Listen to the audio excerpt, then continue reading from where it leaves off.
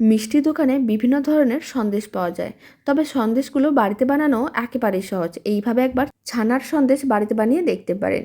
নমস্কার, আমি রুমি, আপনাদের সবাইকে আবারও একটা দারুণ স্বাদের রেসিপিতে স্বাগত। প্রথমে আমি এখানে বেশ কিছুটা পরিমাণ ছানা নিয়েছিলাম, মানে 200 গ্রাম ছানা 100 গ্রাম চিনি দিয়ে খুব ভালো করে মিশিয়ে নিতে হবে। 4-5 মিনিট খুব ভালো করে মেখে নিয়েছিলাম। চিনিগুলো বেশ মিশে গেছে আর মেল্ট হয়ে গেছে। এখন কড়াইয়ের মধ্যে পুরো মিশ্রণটা নিয়ে নিলাম। লো ফ্লেমে খুব ভালো করে মিশিয়ে নিতে হবে যাতে চিনিগুলো মেল্ট হয়ে যায়।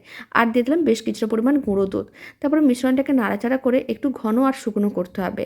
তারপরে ফ্লেমটা অফ করে নিতে হবে। একটা প্লেটের মধ্যে নামিয়ে ঠান্ডা করে নিতে হবে। পুরো মিশ্রণটাকেই ঠান্ডা করে নিতে হবে। ফ্যানের নিচে প্রায় 5 মিনিট রেখে দিয়েছিলাম। মিশ্রণটা ঠান্ডা হয়ে গেছে। এখন হাতে অল্প একটু ঘি ব্রাশ করে নিতে হবে। কিছুটা করে মিশ্রণ নিতে হবে হাতের মুঠোয়, তারপরে গোল বলের মতন করে বানিয়ে প্রেস করে চ্যাপটা করে নিতে হবে। তারপর একটা চামচ দিয়ে এইভাবে কয়েকটা দাগ দিয়ে একটা করে কাজু বাদাম দিয়ে দিলাম। এতে সন্দেশগুলো দেখতে ভালো লাগবে।